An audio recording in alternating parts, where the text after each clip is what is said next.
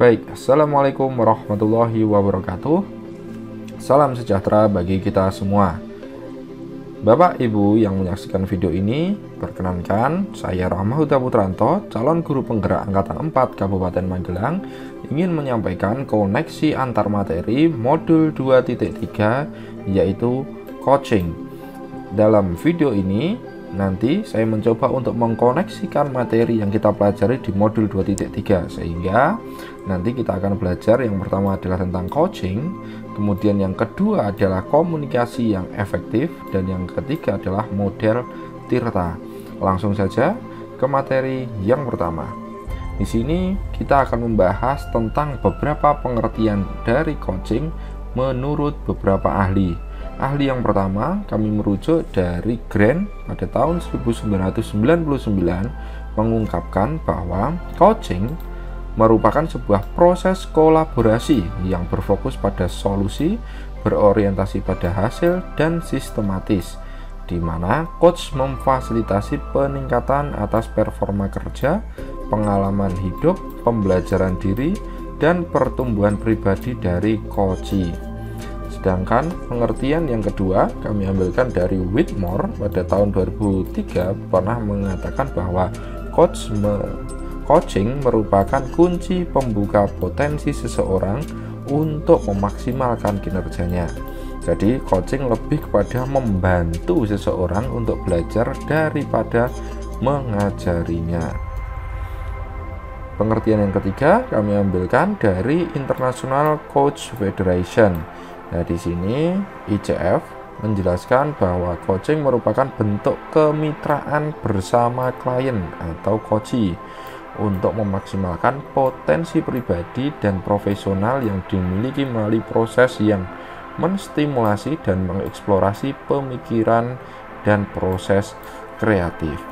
Nah, di sini kita dapat lihat bahwa coaching itu berupaya untuk memunculkan potensi dari dalam diri untuk mengatasi berbagai permasalahan yang dialami, sehingga permasalahan yang dialami oleh coachee bisa dipecahkan secara sadar menggunakan potensi yang sudah dimilikinya. Nah, di sini kita juga bisa merujuk bahwa coaching itu penting bagi seorang guru. Pentingnya coaching bagi seorang guru yang pertama adalah coaching itu dapat digunakan untuk menggali potensi murid sekaligus mengembangkannya dengan berbagai strategi yang disepakati bersama. Jadi di sini ada satu garis bawah bahwa coaching itu memang untuk menggali potensi dan mengembangkan potensi, di mana pengembangan itu harus ada kesepakatan bersama. Nah, pentingnya coaching bagi guru yang kedua adalah bahwa masalah-masalah pembelajaran atau masalah eksternal yang mengganggu proses pembelajaran yang dapat menurunkan potensi dapat diatasi. Jadi, guru yang memiliki kemampuan coaching bisa mengatasi masalah-masalah pembelajaran atau masalah-masalah eksternal yang mungkin mengganggu proses pembelajaran dan menurunkan potensi murid. Nah, untuk lebih dalam kita membahas tentang 4 kelompok kompetensi dasar bagi seorang coach, bahwa seorang coach memiliki keterampilan membangun dasar proses coaching, kemudian memiliki keterampilan membangun hubungan yang baik, keterampilan berkomunikasi, dan keterampilan memfasilitasi pembelajaran. Nah, di sini kita tampilkan perbedaan antara coaching, konseling, dan mentoring. Dari segi aspeknya adalah dari segi tujuan, hubungan, dan keahlian. Nah, misalnya dari sisi tujuan, coaching, mentoring, dan konseling itu berbeda. Kalau konseling itu lantas langsung mencoba untuk memecahkan masalah konselingnya. Tapi kalau mentoring itu berupaya untuk membantu mente atau orang yang atau orang yang menjadi pasien mentoring itu untuk mengembangkan dirinya. Lah, kalau kita lihat coaching itu juga berusaha untuk menyelesaikan masalah atau mengembangkan diri coachee. Nah, akan tetapi perbedaannya adalah kalau konseling itu bantuannya itu berasal dari konseli, konselor langsung memberikan bantuan. Nah, kalau mentoring juga langsung memberikan bantuan, tapi bantuannya itu berupa pembagian pengalaman mentornya. Berbeda dengan coach. Kalau coach itu mencoba untuk menyelesaikan masalah yang dialami oleh coach, tapi penyelesaiannya berasal dari dalam dirinya sendiri, sehingga di sini terlihat bahwa hubungan antara coach dengan coach itu hubungan yang setara. Berbeda dengan yang mentoring. Kalau mentoring itu hubungannya adalah seseorang yang berpengalaman dan yang kurang berpengalaman.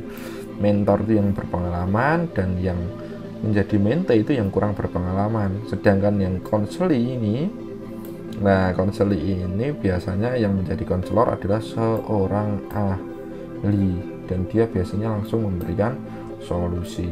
Nah, perbedaan hubungan antara dalam tanda kutip orang yang memberikan tindakan dan yang menjadi pasien itu berdampak pada keahlian yang harus dimiliki. Bahwa kalau konselor itu adalah orang yang ahli di bidangnya, sedangkan mentor adalah harus memiliki pengalaman di bidang yang dia bimbing. Berbeda dengan coach. Coach itu bisa saja seorang ahli, bisa saja guru, atau bahkan teman yang menjadi rekan kerjanya. Jadi di sini terlihat bahwa coaching itu berupaya untuk menyelesaikan masalah dari dalam dirinya. Nah, kemudian keputusan pun itu diupayakan harus berasal dari diri coachingnya. Ini adalah perbedaan antara coaching, counseling, dan mentoring. Nah, masuk ke pembahasan yang kedua. Setelah tadi membahas coaching, kita membahas komunikasi yang memberdayakan. Nah, untuk mengawali komunikasi yang memberdayakan, saya mengawalinya dengan penjabaran dari pengertian komunikasi. Nah, komunikasi dapat diartikan sebagai proses meneruskan informasi atau pesan dari satu pihak ke pihak yang lain dengan menggunakan media kata. Nah, media kata itu sekarang dapat diwujudkan dalam bentuk tulisan ataupun tanda peraga. Bahkan tanda peraga saat ini itu sudah sangat berkembang, bisa dalam bentuk video, bahkan bisa dilakukan panggilan tatap muka maya atau video call. Ada 4 unsur utama yang mendasari prinsip komunikasi yang memberdayakan. Bahwa 4 unsur tersebut adalah: yang pertama, adanya hubungan saling mempercayai. Kemudian yang kedua, menggunakan data yang benar.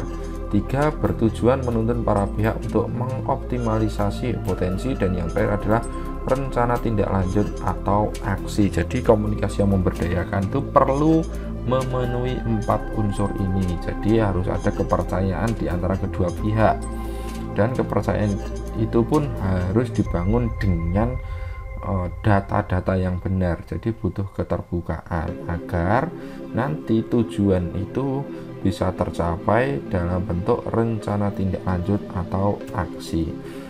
Nah, kita juga mempelajari tentang 4 aspek berkomunikasi yang perlu kita pahami dan kita latih untuk mendukung praktek coaching kita.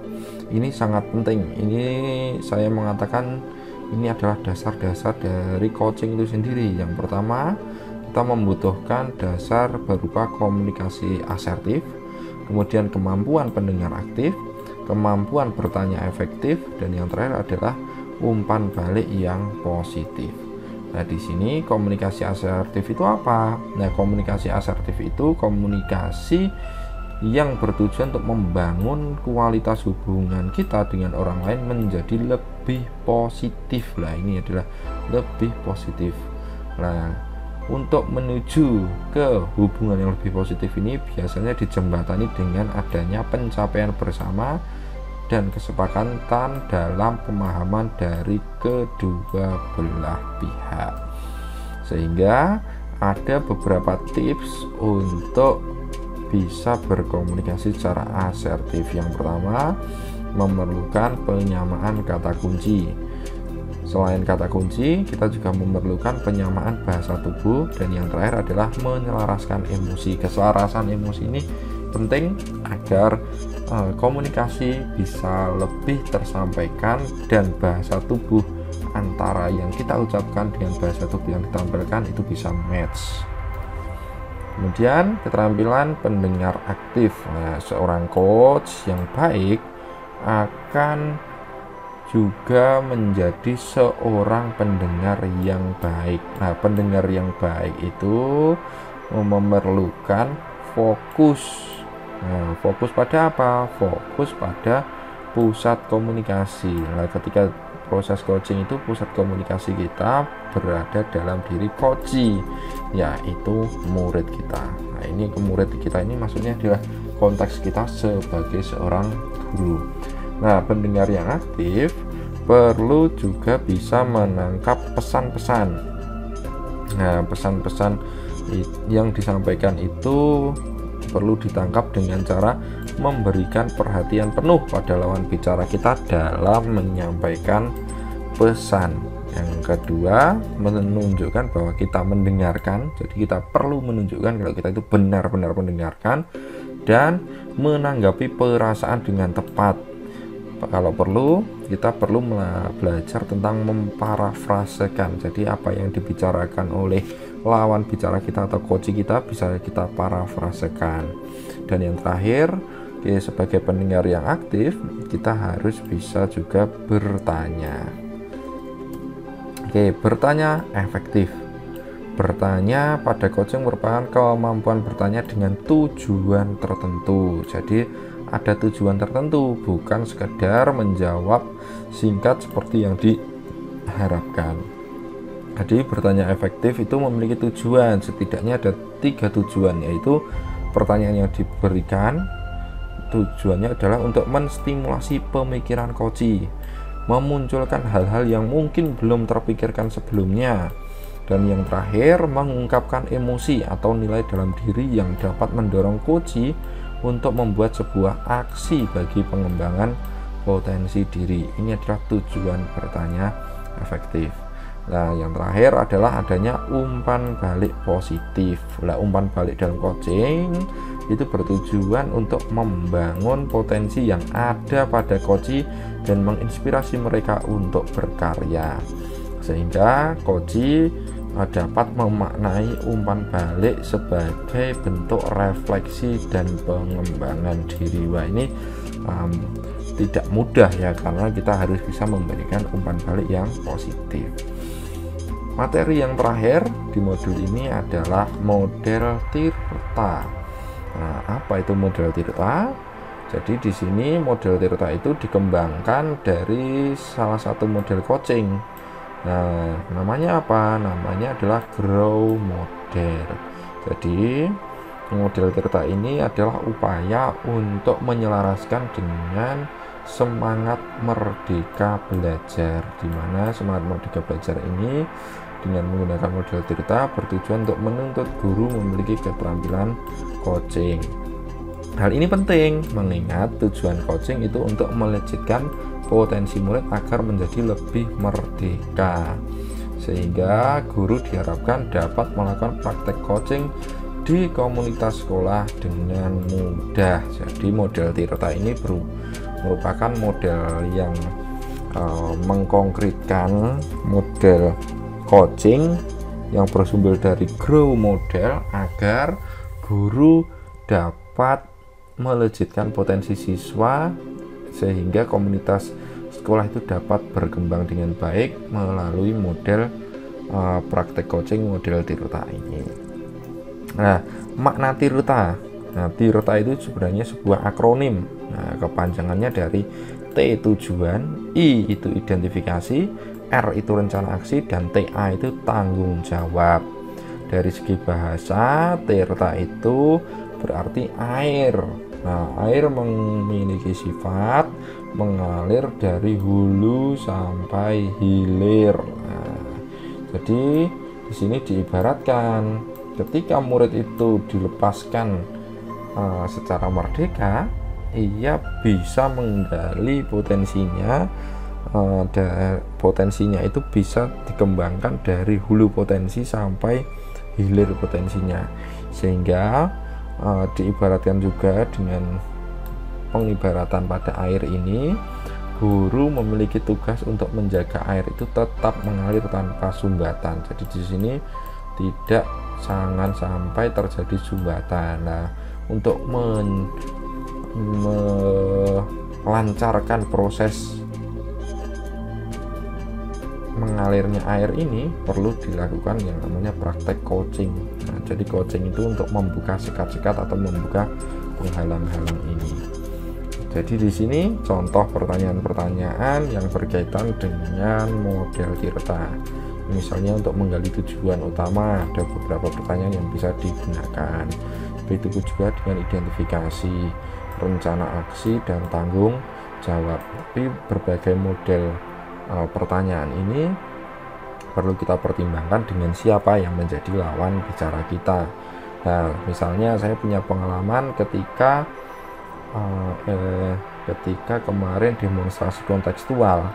Nah, saya tidak mungkin murid saya yang kelas 3 SD itu saya beri pertanyaan dari skala 1 sampai 10. Seberapa usaha kamu mencapai tujuan? Nah, dia memikirkan skala sampai skala lagi apa, kemudian 1 sampai 10 itu seperti apa. Nah, ini menjadi pertanyaan yang saya hindari karena pertanyaan ini sangatlah abstrak dan belum tentu bisa dipahami secara nyata oleh siswa saya di kelas awal. Oleh karenanya, sekali lagi, model Tirta ini dapat disesuaikan dengan kondisi coaching kita. Itu saja koneksi antar materi 2.3 tentang coaching. Terima kasih sudah menyaksikan. Salam sehat dari saya, Rahma Huda Putranto, CGP Angkatan 4, Kabupaten Magelang. Wassalamualaikum warahmatullahi wabarakatuh.